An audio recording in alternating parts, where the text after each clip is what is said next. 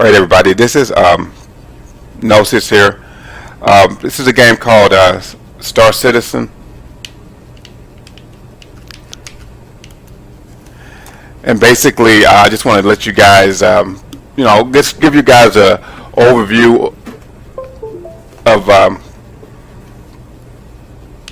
the game itself, and like this is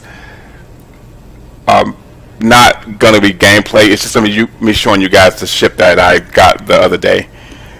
This is the hangar that it actually comes in. It doesn't really. I had two hangars. This hangar to me is a reskin of the original hangar that I had that had a more alien type vibe. If you ever seen that science fiction movie called Alien or Aliens, where they had that more industrial look to it, a more rustic looking with rust and that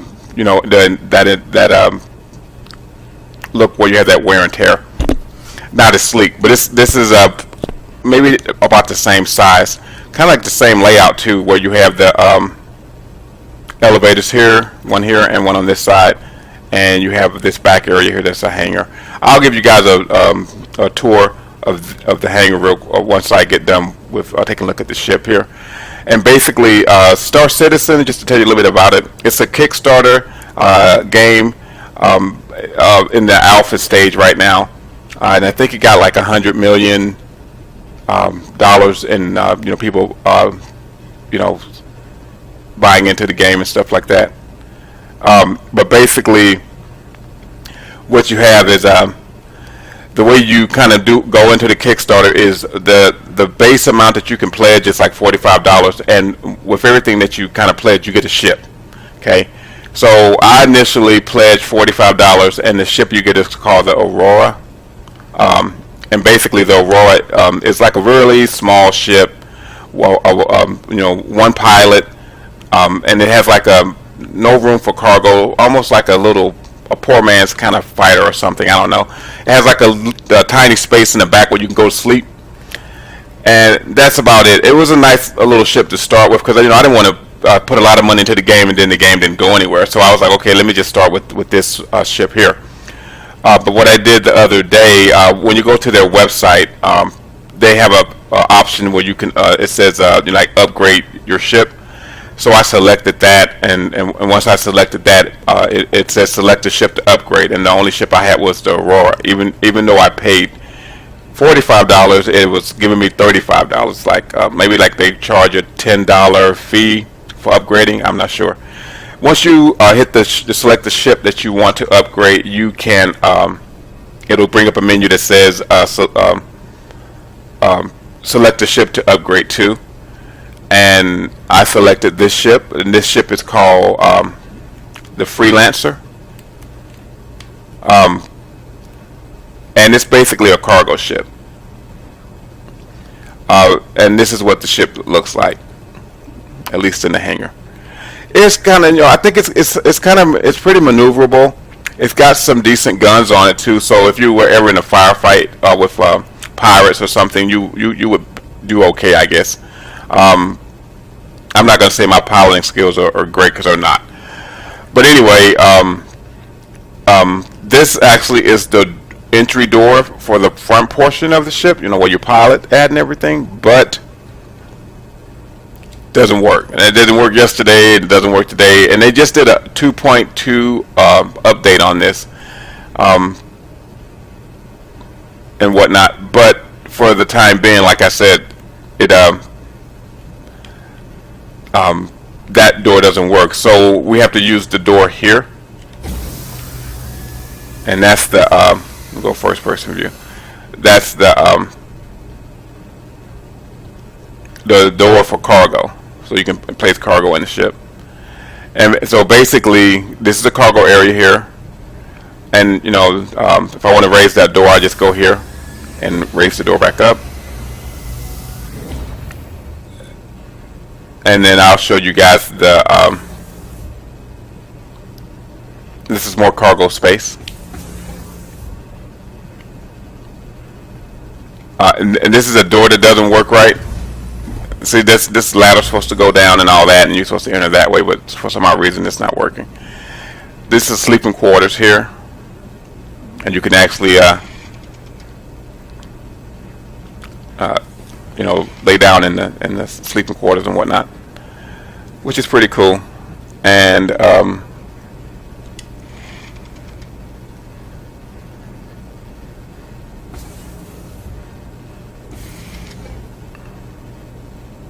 okay,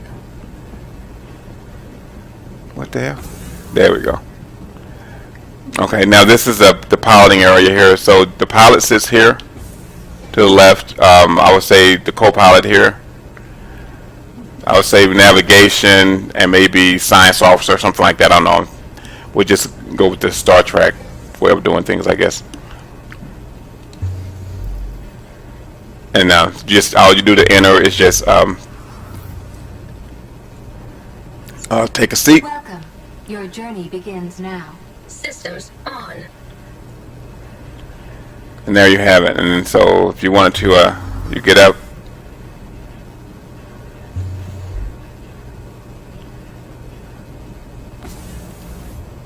And we'll take a seat in this seat also.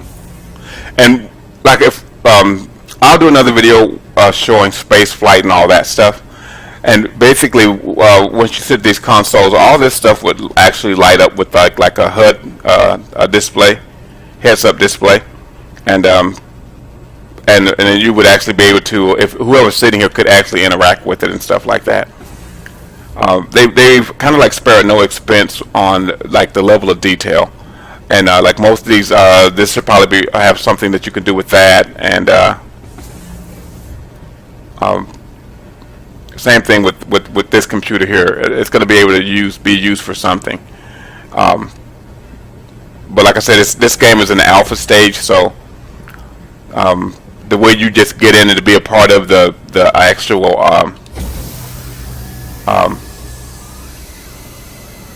you know, process of it, watching it come into fruition fully as a game, is you just have to go and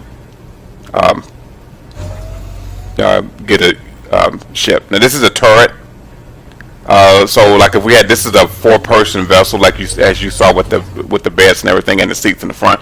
So one of your crew member, if you had a crew, they could actually come back here. If you were in a dogfight or something, they could come back here and they could start firing on you know, you know, pirates or whatnot, exactly, you know, like in Star Wars and whatnot. So that's pretty cool.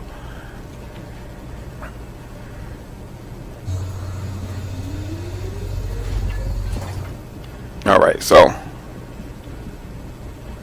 we'll leave that open, and then, well, I'll just take you quickly around the hangar. But anyway, like I said, if you want to be a part of this, like I said, the best thing to do, like a lot of these ships, they cost a lot of money. I'm not gonna lie.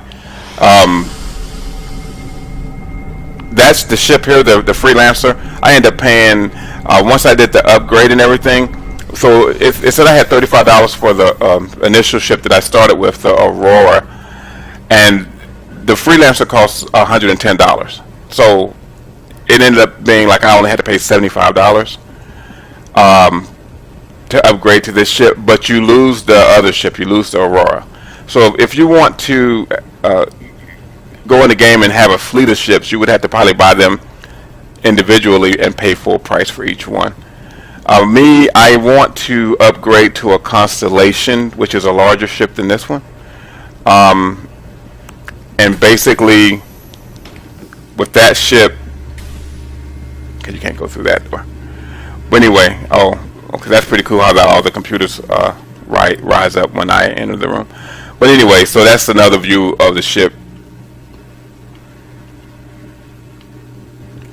And basically, if you know, to do that, if you're on a budget or something like that, if you just want to, initially I didn't want to pay a lot of money for a ship, because you know, with Kickstarter campaigns, some of them fizzle out, some of them you know, don't make it all the way to the end. So I was like, okay, I'll pay $45 just to see where everything is going. But for me, the upgrading probably is the best way to get better ships, because that way, like I said, I had already paid money for the Aurora. I just paid the difference to get this ship, And then once I upgrade to the Constellation is $250.